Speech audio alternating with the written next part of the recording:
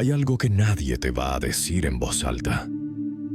Que puedes estar en una habitación llena de gente, rodeado de conversaciones, de risas, de ruido, y sentirte completamente solo. No solo un poco solo, solo de verdad.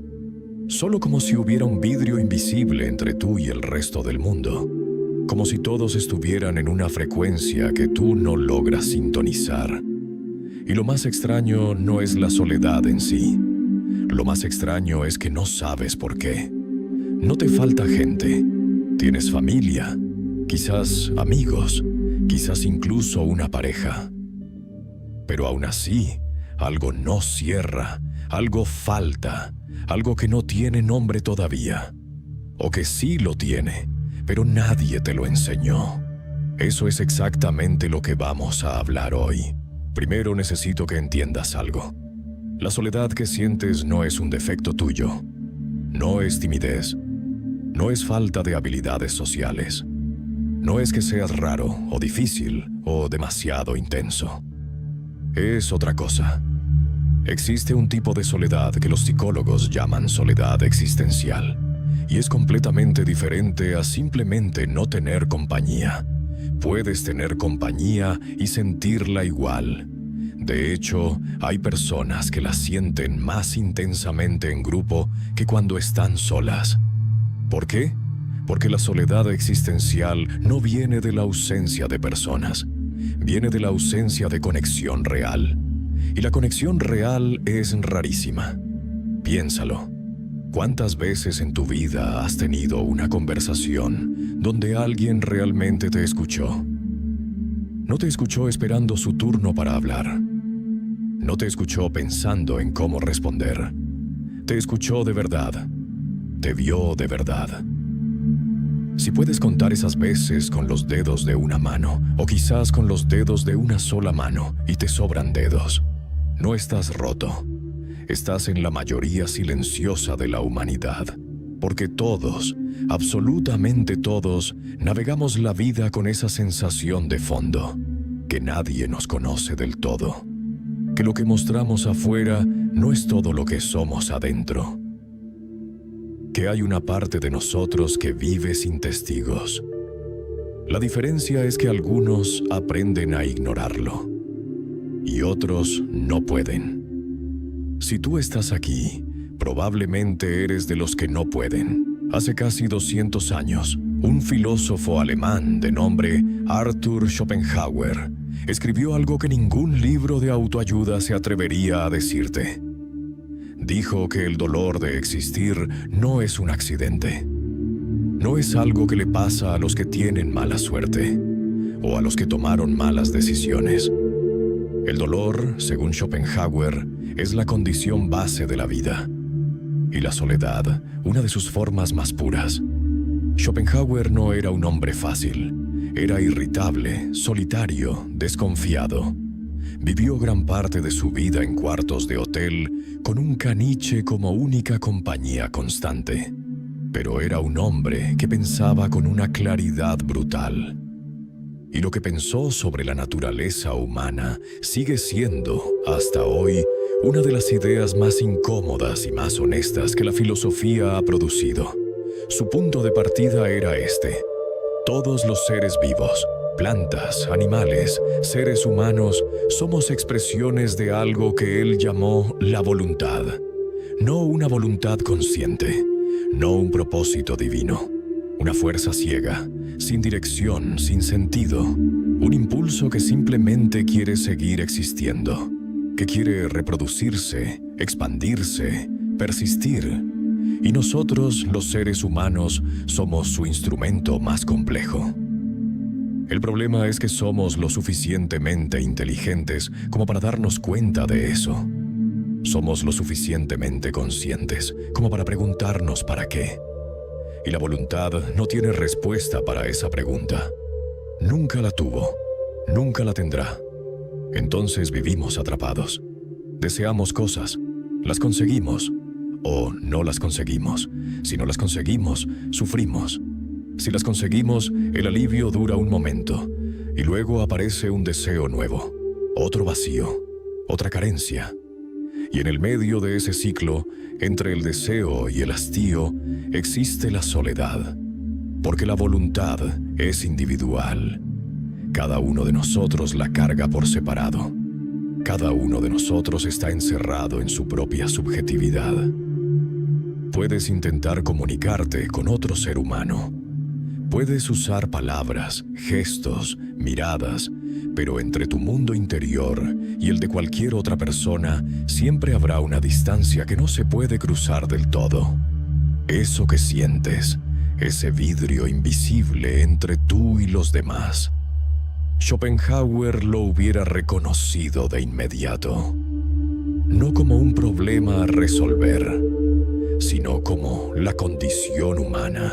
Aquí viene algo que quizás nunca formulaste así, pero que reconocerás en el momento en que lo escuches.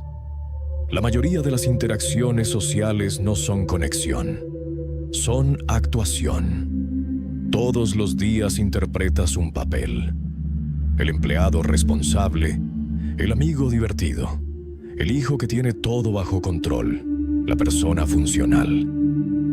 Y no lo haces porque seas falso, lo haces porque aprendiste muy temprano que mostrar demasiado es peligroso, que si muestras miedo te atacan, que si muestras confusión te ignoran, que si muestras la parte más oscura de lo que piensas te alejan.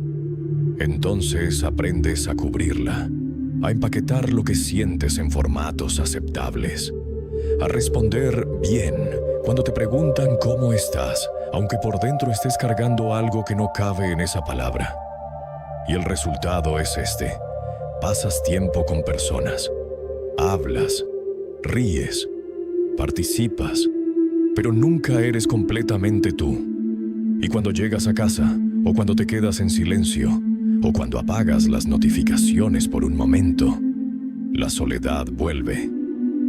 No porque hayas estado ausente, sino porque tu versión real estuvo ausente todo el tiempo. Eso es lo que hace que la soledad entre gente duela más que la soledad física. Cuando estás solo de verdad, al menos hay honestidad. Tú eres tú, sin audiencia, sin actuación, pero cuando estás con personas y aún así te sientes solo, eso es otra cosa.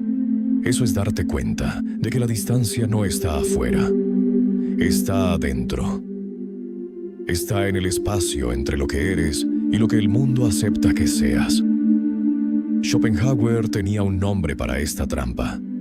La llamaba la política de la vida social. Y la describía como un teatro permanente en el que todos actúan porque todos saben, en algún nivel, que mostrar demasiado tiene un precio.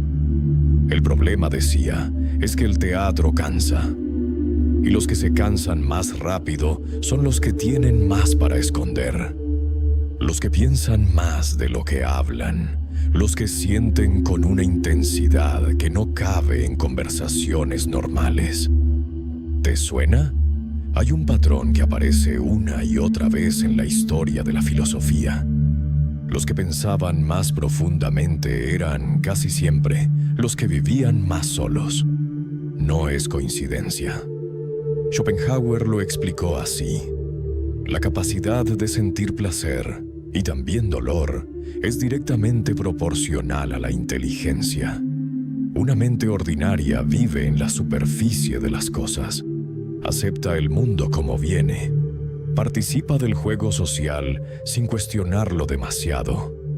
Encuentra satisfacción en lo que la mayoría encuentra satisfacción. Pero una mente que va más profundo lo paga caro. Ve las contradicciones que otros ignoran. Siente el vacío detrás de las rutinas que a otros los entretienen. Se aburre más rápido, sufre más intensamente y se conecta más difícilmente porque sus estándares de profundidad son más altos. No es arrogancia, no es superioridad. Es simplemente que cuando tu mundo interior es complejo, encontrar a alguien que pueda habitarlo contigo es exponencialmente más difícil. Y mientras esperas esa conexión, o mientras te resignas a que quizás no llegue, la soledad se instala. No como visita, como residente. Nietzsche, que vivió una de las soledades más extremas de la historia del pensamiento, escribió en una carta: «Mi tiempo aún no ha llegado. Algunos nacen póstumamente». Quería decir que había ideas para las que el mundo aún no estaba listo, y que quien las cargaba tenía que vivir con ese desfase, un pie en el presente y el alma en algún lugar que todavía no existe. Si alguna vez sentiste que naciste en el tiempo equivocado, o que las conversaciones que quieres tener no encuentran interlocutores, o que el mundo funciona a una velocidad que no es la tuya, no estás equivocado. Estás desfasado. Y hay una diferencia enorme entre las dos cosas. El que está equivocado necesita corregirse. El que está desfasado solo necesita encontrar su frecuencia. Llegamos al momento en que la mayoría de los videos te daría un consejo. Te dirían que salgas más, que te abras, que busques tu tribu, que practiques la vulnerabilidad. No voy a hacer eso. No porque esos consejos sean completamente inútiles, sino porque no son el punto. El punto es este: la soledad que describes no desaparece cuando encuentras compañía. Puede atenuarse, puede respirar más fácil, pero su forma fundamental permanece. Y Schopenhauer diría que el primer acto de liberación no es escapar de la soledad, es dejar de pelearte con ella. Existe algo que la filosofía llama resignación lúcida. No resignación como rendirse. Resignación como aceptar la naturaleza de las cosas y desde ahí construir algo diferente. Cuando dejas de interpretar tu soledad como un defecto, algo cambia. Deja de ser una herida y empieza a ser un territorio. Un territorio que tú conoces mejor que nadie, que tiene sus propias reglas, su propio ritmo, su propio valor. Los filósofos que más marcaron la historia no la combatieron, la habitaron, la convirtieron en el espacio donde su pensamiento respiraba, en el silencio donde encontraban lo que el ruido social no podía darles. No te estoy diciendo que la soledad es buena y ya. Te estoy diciendo que es real, y que lo real, cuando se mira de frente, deja de tener el mismo poder sobre ti.